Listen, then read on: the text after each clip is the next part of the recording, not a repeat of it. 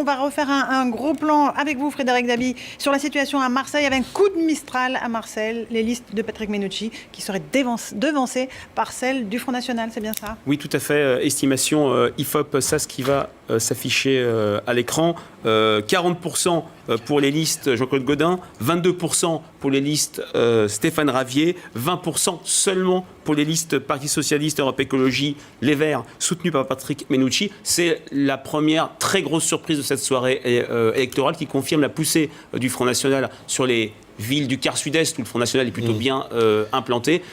Patrick Mennucci arriverait troisième, il payerait la dispersion des listes de gauche. On le disait tout à l'heure, il y a 6 listes de gauche sur Marseille. Il a sans doute de bonnes réserves de voix, mais pour enclencher une dynamique quand on est troisième derrière le Front National, c'est extrêmement difficile. Christophe Barbier, c'est une grosse secousse à Marseille. C'est une énorme secousse. Ça veut dire qu'il y a eu une énorme abstention, 47%, qui est une abstention de gauche, qui est composée de ceux qui, écœurés par l'affaire Guérini, ne veulent plus voter à gauche, de ceux qui avaient choisi notamment Samia Ghali lors de la primaire et qui ne se sont pas reportés sur Patrick Mennucci. La bataille de la primaire a continué, et de ceux qui voulaient punir le gouvernement à travers Marie-Arlette Carlotti, qui est présente sur la liste dans le secteur décisif. Voilà, ces trois abstentions-là ont entraîné vers le fond Patrick Mennucci, dont on ne voit pas comment il pourrait redresser la barre d'ici la semaine prochaine. Michael ? C'est effectivement un coup rude pour l'exécutif. On a vu d'ailleurs la mine assez serré, assez sombre du Premier ministre lorsqu'il s'est exprimé tout à l'heure.